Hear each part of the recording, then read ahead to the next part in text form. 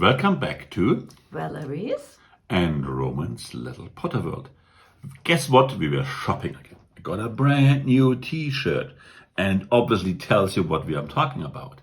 We got the new Mandrake Set, which we got a little bit earlier than probably the others because our preferred dealer next door gave it to us a little bit early, so we could make this review here. And it's a nice set. It's the set number 76433. It comes with 597 pieces. And it's a fun build. It took me a little bit more than an hour, I would say, with some interruptions.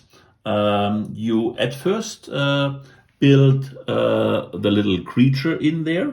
And actually, currently all the parts are in those new paperbacks, which I think is a very good idea because you try to save the nature, and that's of course good for plants. So the only problem with those paperbacks, I ran into it, sometimes small pieces stay in those bags, and because they are paper, you don't see that. So I was searching for certain pieces, and after a while I found them in the bag. So in the future, you have to make sure that you really empty those bags and maybe feel that they're empty.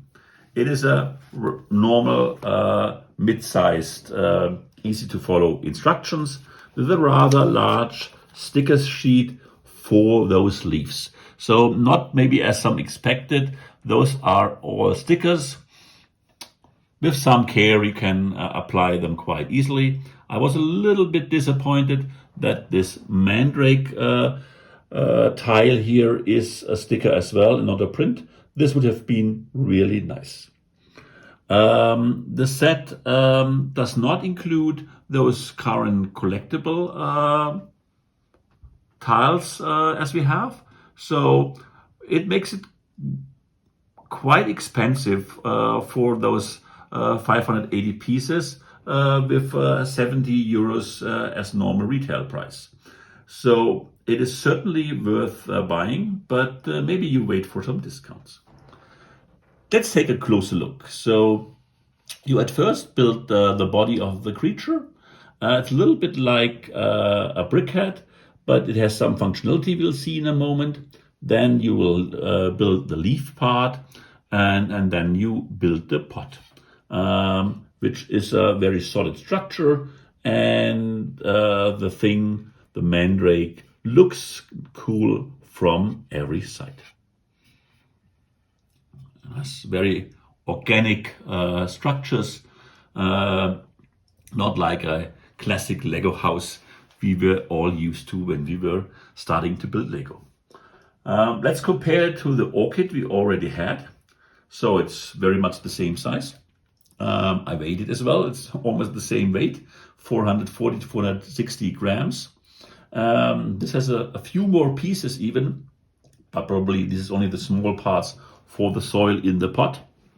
So I would say they are rather comparable, but Lego asks for a premium of 20 euros. That's quite something. So probably this has to do with, I don't know, Harry Potter license, whatever. I think, again, you should wait for some discounts to make it a reasonable purchase. And now we come to the most important part for all the mandrakes. We want to do the experiment of repotting it and see what's happening. And for this dangerous experiment, I've of course had to put on my earmuffs because mandrakes might cry if you try to repot them. So let's see what our mandrake here really does when we try to move it here.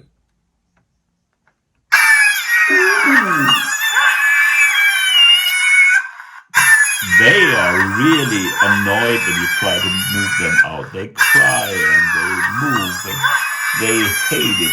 So we better put them in the larger pot.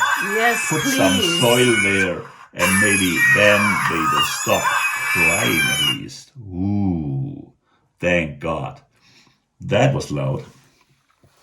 Of course, you're wondering what I did here now, because the official Lego set, of course, does not cry.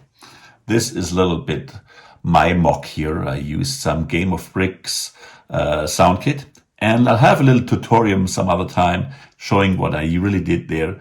But so there's a sound chip in there that has the Mandrake sound now. So this is my point actually. For that money, LEGO asked from us, they should have included a sound brick maybe. Something simple that starts making that little noise when you put it out of the box. Then it would have been a perfect set.